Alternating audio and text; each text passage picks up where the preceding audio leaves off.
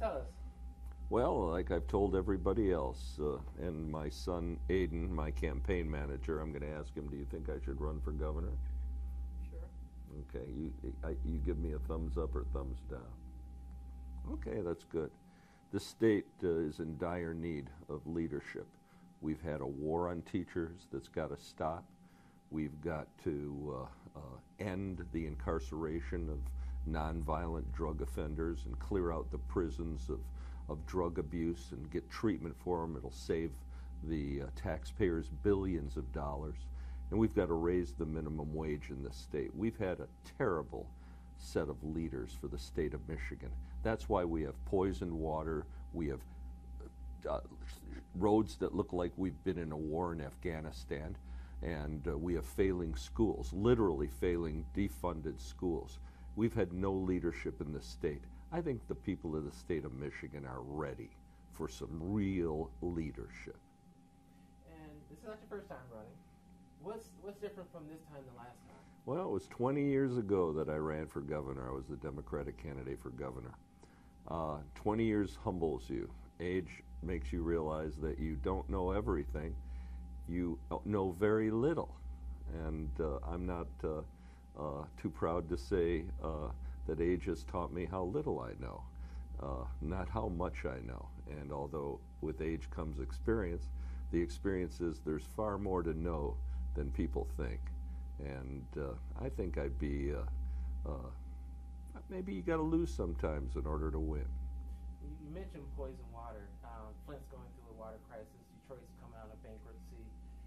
What different ideas or plans would you bring to the state to help those two cities? I bring dynamic leadership. First of all, it's not an accident that Flint's water is poisoned. The government and the governor thought they could run this state like a business. Businesses look at bottom line. Government's supposed to look at people and the welfare of people. It's not bottom line money. It's about the welfare. You judge the effectiveness of government not on the bottom line, but on people. Detroit is a good example. It collapsed and went into bankruptcy. Why? Because the funds were cut off, because Michigan didn't recognize in order to have a great state, you have to have a great city. Detroit was the last great urban city in America to not be regentrified. That's primarily because of the lack of leadership in the state of Michigan.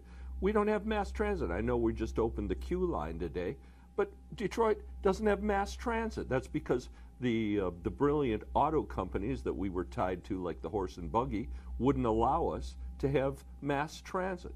So to get any place in Detroit, you need a car. Well, other great cities, guess what?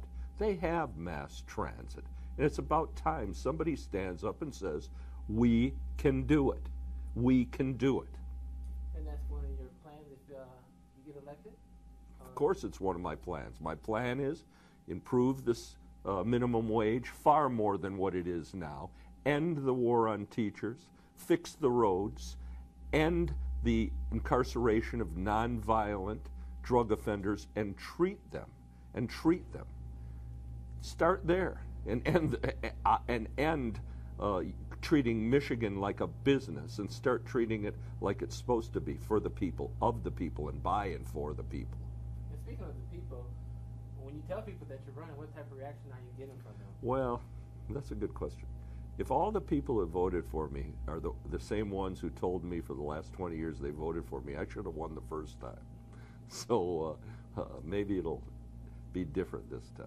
It might be a tough field out there. You got names thrown out there, Lieutenant Governor and Kildee. Kildee withdrew today or yesterday. Gretchen Whitmer, I don't know who she is. Mark Bernstein, of course, he's going to be funded by his father, but he's really not a gubernatorial candidate. Schuette, who the Republicans most likely would nominate, just goes from one public job to another. He's a very nice man, and he's had about 10 public jobs. That's all he has. He feeds off the public trough. That's not what we need. This got to stop in Michigan. You want to keep going down into the gutter? I mean, we're like a backwater state. Let's stop this nonsense. Where do you see Michigan at right now? Like backwater Mississippi.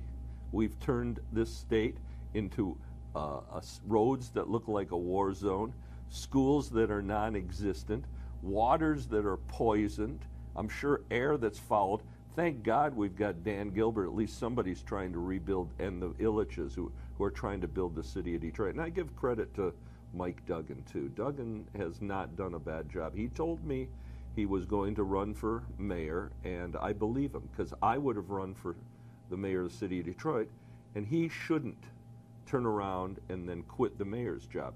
Detroit needs continuity, and so I hope Duggan, I think he'll win the election, and I think he should stay there for 4 years and do the job he promised the people of the state of Michigan, or the people of the city of Detroit. But I think it's good for the state of Michigan. We can't be a great state unless we have a great city. Announcement today, what's next for you? Well, it's not the announcement. The announcement today is that I will consider it. I've never closed my candidacy for governor. My committee has always been open. So I'll continue to give speeches around the state. I don't think I have to test the pulse of the people. They know where I'm coming from, and I know what's going on in this state.